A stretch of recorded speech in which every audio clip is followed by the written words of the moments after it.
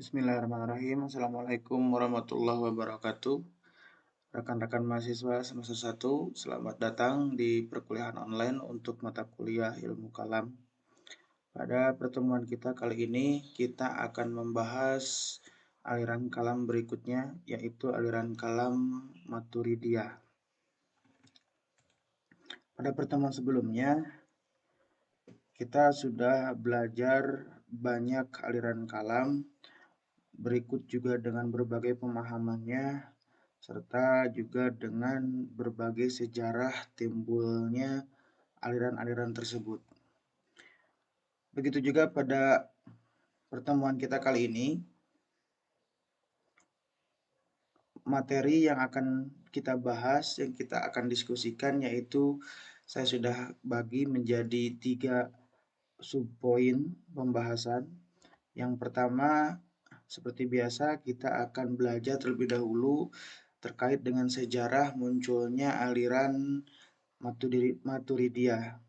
Dan yang kedua, kita akan belajar sekte aliran Maturidiyah. Kemudian yang berikutnya, kita juga akan membahas ajaran-ajaran aliran Maturidiyah. Yang pertama, yaitu sejarah munculnya aliran Maturidiyah. Sama halnya dengan aliran Asy'ariyah, aliran Maturidiyah juga muncul dan berkembang sebagai efek atau sebagai ketidaksetujuan terhadap ajaran-ajaran yang disebarluaskan oleh aliran Mu'tazilah. Kemudian, aliran Maturidiyah diambil dari nama pendirinya, yaitu Abu Mansur Muhammad bin Muhammad al-Maturidi. Beliau tinggal di daerah Samarkand. Dalam buku sejarah yang dijadikan referensi untuk mata kuliah ini, dicatat bahwa pada masa itu Samarkand sedang mengalami kemerosotan akidah, sehingga beliau, yaitu Muhammad al-Maturidi, tergerak hatinya untuk kembali menghidupkan paham-paham akidah yang memang sudah diajarkan oleh gurunya. Imam al-Maturidi dikenal sebagai pengikut Abu Hanifah. Sebagai pengikut Abu Hanifah, beliau banyak menggunakan rasio dalam pandangan keagamaannya. Di samping itu, ia juga banyak pula menggunakan akal di dalam sistem teologinya. Bagi yang sudah membaca sedikit sejarah terkait dengan Abu Hanifah, terkait dengan mekanisme penetapan hukum yang beliau gunakan, beliau karena memang termasuk orang yang dianugerahi kecerdasan yang luar biasa oleh Allah Subhanahu wa taala, maka dalam melakukan istinbat hukum, beliau dominan menggunakan akalnya atau menggunakan rasionya. Sehingga begitu juga Imam Al-Maturidi sebagai muridnya. Beliau juga banyak menggunakan akal atau rasionya di dalam menyusun dan menyebarluaskan pahamnya terkait dengan aliran akidah atau aliran teologinya. Kemudian sekte aliran Maturidiyah itu dibagi menjadi 2. Bahwa yang pertama yaitu Maturidiyah Samarkand. Maturidiyah Samarkand dipelopori sendiri oleh Abu Mansur al-Maturidi sekaligus sebagai pengikutnya yang disebarluaskan di daerah Samarkand. Kemudian yang kedua, Maturidiyah Bukhara yang dipelopori oleh Abu Yusuf Muhammad al-Bajdawi. Ini beliau merupakan cucu dari murid Abu Mansur al-Maturidi yang beliau tinggal di daerah Bukhara dan beliau kemudian menyebarkan paham-paham Maturidiyah di daerah Bukhara sehingga namanya dikenal menjadi Maturidiyah Bukhara. Ini diambil dari 2 nama tempat di mana tokoh-tokoh tersebut menyebarluaskan pahamnya. Kemudian yang berikutnya terkait dengan ajaran-ajaran Al-Maturidiyah. Yang pertama, Al-Maturidiyah memiliki pandangan bahwa Tuhan mempunyai sifat. Ini berbeda dengan pandangan Mu'tazilah.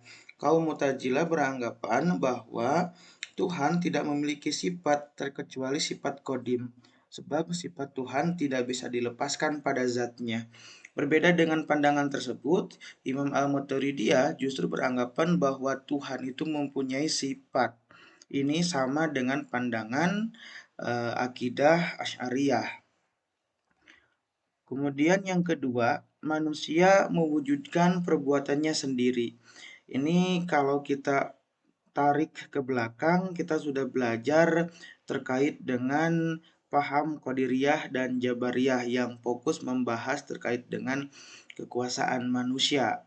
Nah, dalam hal ini Imam Al-Maturidi sependapat dengan paham Qadariyah, juga sependapat dengan paham Mu'tazilah yang memiliki paham bahwa manusia itu mewujudkan perbuatannya sendiri. Kemudian yang berikutnya, Al-Quran adalah kalamullah yang bersifat qadim. Imam Al-Maturidi membantah pendapat atau paham yang disebarluaskan oleh aliran Mu'tazilah yang mengatakan bahwa Al-Quran itu adalah baru atau Al-Quran itu adalah makhluk. Menurut beliau, Al-Quran itu memiliki sifat qadim. Walaupun Al-Quran diciptakan oleh Allah Subhanahu wa Ta'ala, tetapi dia bukan sebagai hal yang baru atau bukan dikatakan sebagai makhluk, tetapi memiliki sifat qadim. Yang berikutnya, Tuhan tidak berkewajiban berbuat sesuatu, tetapi perbuatan Tuhan ada tujuannya dalam arti tidak sia-sia. Ini membantah paham Mu'tazilah bahwa menurut kaum Mu'tazilah bahwa Tuhan itu berkewajiban melaksanakan atau melakukan perbuatan baik dan tidak mungkin atau tidak boleh melakukan perbuatan-perbuatan buruk. Sehingga Imam Al-Maturidiyah membantah dengan paham bahwa Tuhan itu tidak memiliki kewajiban apapun di dalam berbuat sesuatu. Sebab ketika Tuhan dikenakan kewajiban, maka kewajiban itu memiliki unsur paksaan di dalamnya. Ini jelas bertentangan dengan sifat Allah Subhanahu wa Ta'ala, yaitu sifat irodah. Yang jelas-jelas ini mengurangi kesempurnaan Allah Subhanahu wa Ta'ala sebagai Rob. Kemudian yang berikutnya, orang yang berdosa besar masih tetap mukmin. Soal pembalasan dari dosa besar itu adalah urusan Allah Subhanahu wa Ta'ala nanti di hari kiamat. Ini sama halnya dengan pandangan orang-orang Mu'tazilah moderat yang beranggapan bahwa pelaku dosa besar itu tidak dijustifikasi sebagai orang kafir, tetapi masih tetap berpredikat sebagai muslim. Terkait dengan urusan dosa besar itu seperti apa, maka itu dikembalikan kepada Allah Subhanahu wa Ta'ala sebagai yang memiliki pengadilan yang maha adil. Kemudian yang berikutnya, janji dan ancaman Tuhan kelak akan terjadi. Paham Mu'tazilah dalam hal ini meniadakan syafaat, sehingga orang yang telah melakukan dosa besar itu harus dihukum, dan orang yang sudah taat terhadap syariat Allah maka harus dimasukkan ke dalam penjara. Nah, berikut juga dengan Imam Al-Maturidi, beliau mengatakan bahwa janji dan ancaman Tuhan itu kelak akan terjadi ketika nanti di yaumul qiyamah. Kemudian yang berikutnya yaitu adalah akal sanggup mengetahui perbuatan baik dan buruk. Namun tuntutan kewajiban untuk melakukan dan meninggalkan sesuatu perbuatan itu datangnya dari Tuhan, bukan dari akal itu sendiri. Ini merupakan ciri khas dari ajaran-ajaran beliau yang memang selalu mengedepankan penggunaan akal atau rasio di dalam melakukan penyebaran paham-pahamnya. Yang beliau katakan dalam hal ini adalah akal manusia itu bisa mengetahui perbuatan baik dan buruk. Namun tidak lepas dari itu bahwa untuk kewajiban atau perintah untuk melakukan perbuatan baik dan larangan untuk menjauhi larangan untuk mengerjakan perbuatan buruk itu tetap berasal dari dalil.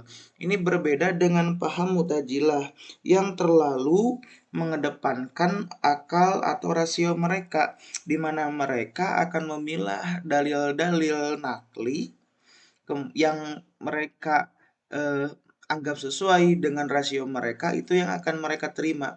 Tetapi ketika dalil nakli itu tidak sesuai dengan rasio mereka, maka dalil itu diragukan.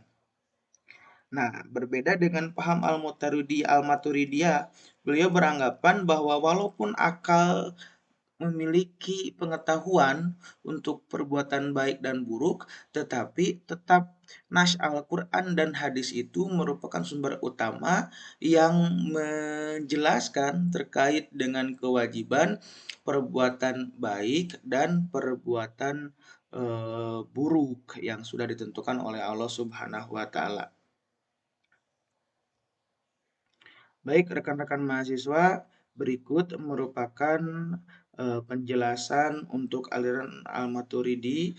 Mudah-mudahan dengan penjelasan singkat ini, rekan-rekan mahasiswa bisa memahami dan bisa mengambil hikmah dari setiap ajaran yang sudah kita bahas di dalam pertemuan ini, khususnya untuk pemahaman-pemahaman di dalam akidah Al-Maturidiyah.